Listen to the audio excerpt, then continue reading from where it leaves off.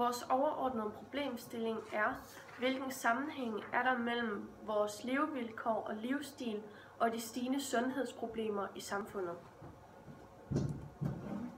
Vores problemstillinger er så, er der en sammenhæng mellem uddannelse og idrætsdeltagelse, og hvad er grunden og hvilke teorier kan vi benytte til at forklare den overstående problemstillings konklusion. Og vores sidste problemstilling er der en sammenhæng mellem den sport, der forbrænder flest kalorier og mest foretrukne idrætsaktivitet blandt voksne? Okay, så sammenhængen mellem uddannelseslængde og idrætsaktivitet er et spændende emne at tage op, da det via statistikker har vist, at uddannelse påvirker, hvor meget idræt man dyrker. Uddannelseslængden, det er den afsluttede uddannelse. Personer med en grunduddannelse og en erhvervsuddannelse kan man se ligger betydeligt lavere end for eksempel en kvinde med en lang videregående uddannelse. Og man kan se her på den her figur 17, at det er opdelt efter mand og kvinde. Kvinde er den grønne, og mand er den blå. Og her kan man se, at mænd med en grunduddannelse, eller en grundskole, ligger halvt så meget som en mand med en videregående uddannelse. På den her statistik, der kan man, som er opdelt efter årstal, og hvilken uddannelse de har, kan man se en fordobling af folk med en grundskole, en grunduddannelse. Siden fra 1975 der er den fordoblet op til 40% i 2007. Den lange videregående uddannelse har været dem, der har været bedst til at dyrke sport siden 1987, hvor før det var det den mellemlange uddannelse, der var bedst. Så til at forklare svaret af problemstilling 1, sammenhæng mellem uddannelse og idrætsaktivitet, vil jeg bruge Pierre Bourdieu's kapitalformer. Og ud fra figur 7, jo længere uddannelse, desto større sandsynlighed for idrætsaktivitet, lavet af Idræts Analyseinstitut, kan vi se, at uddannelseslængden er afgørende for ens idrætsaktivitet. Vi kan blandt andet se, at under halvdelen af dem, som har grundskolen som højeste uddannelse, er idrætsaktive. Iblandt de voksne, som har en lang videregående uddannelse, er det 7 ud af 10, som har et højt, som dyrker idræt. Og det kan man bruge forskellige kapitalformer til at forklare. Og jeg vil blandt andet bruge Pierre Bourdieu's sociale kapitalform, fordi at ofte når man melder sig ind til en sport, så er det noget man gør sammen med andre, altså nogen man kender. Og hvis man har et lavt socialt fællesskab, så har man ikke så mange at melde sig ind med, og det kan så være svært at finde motivation til at komme alene afsted, hvis det er foreningssport man er til. Og foreningssport leder mig så videre til det økonomiske kapital, fordi det ofte koster penge at melde sig ind i en forening. Og hvis det nu er, at du ikke har særlig mange penge, så er det nok ikke budget til at for eksempel at gå til en fritidsinteresse, fordi man skal betale de vigtigste udgifter og sådan noget. Hvorimod hvis du har mange penge, så kan du tage på golfbanen 2 gange om ugen, eller gå til fodbold med alt det rigtige udstyr og sådan noget.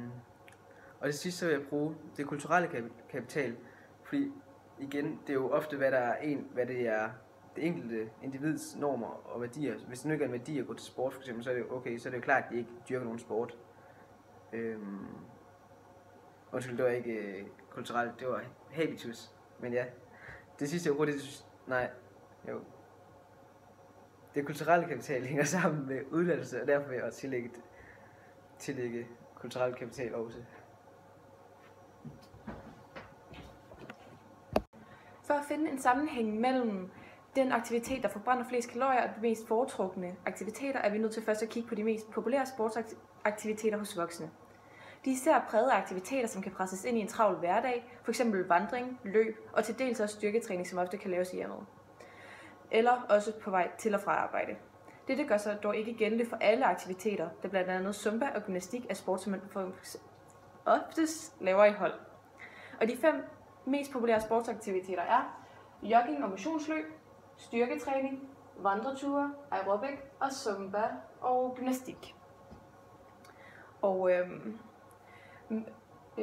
jogging løber med hele 30% af voksne, der finder den her aktivitet som den mest spændende, de laver. Derefter er vi nødt til at kigge på de sportsgrene, der forbrænder mest. Vi har fundet 5 aktiviteter, der forbrænder flest kalorier per time, ud fra en optegnelse af bodylab.dk. De 5 aktiviteter, der forbrænder mest, er løb, moderat høj hastighed, som forbrænder 800 til 1200 kalorier. Aerobics, hård, som forbrænder 800 kalorier. Jogging, som forbrænder 600 kalorier. Cykling, højt tempo, som forbrænder også 600 kalorier. Og fodbold, som forbrænder 500 kalorier. Øverst i begge grafer ligger jogging og motion. Det er en aktivitet, som er let at lave for sig selv, og som kan gøres overalt, så det er ikke så underligt, at den er populær hos voksne. Aerobics ligger også højt i begge grafer, og da aerobics som regel laves i hold, skyldes denne popularitet nok ikke, at den er let at passe ind i ens hverdag. Det er mere sandsynligt, at den er så populær grundet det udbytte, man får ved at lave den. Altså kan vi se, at der er en form for sammenhæng mellem populære sporter og de sporter, der forbrænder mest. Men er det bevidst, at folk vælger disse sporter, fordi de forbrænder mange kalorier, eller vælger folk, hvad der er mest bekvemt for dem? Det kan man ikke læse ud fra disse grafer. Vores valgte metoder har været teoretisk, praktisk og kvantitativ. Teoretisk, det vil sige, at det er en tilgang, der er baseret på teori, f.eks. hvis det er viden, man får fra bøger eller fra nettet, ved at læse om emnet. For eksempel fra vores første problemstilling er vores teori, at uddannelseslængden og idrætsdeltagelsen hænger sammen. Vi har også brugt praktisk, og det er en udøvelse eller en gennemførelse af en bestemt handling. For eksempel fra vores første problemstilling er der lavet et spørgeskema, og det er en praktisk undersøgelse. Og det blev gjort for at understøtte den teori om, at uddannelseslængden og idrætsdeltagelsen hænger sammen. I vores anden problemstilling behandler vi så undersøgelserne, som også er en praktisk tilgang.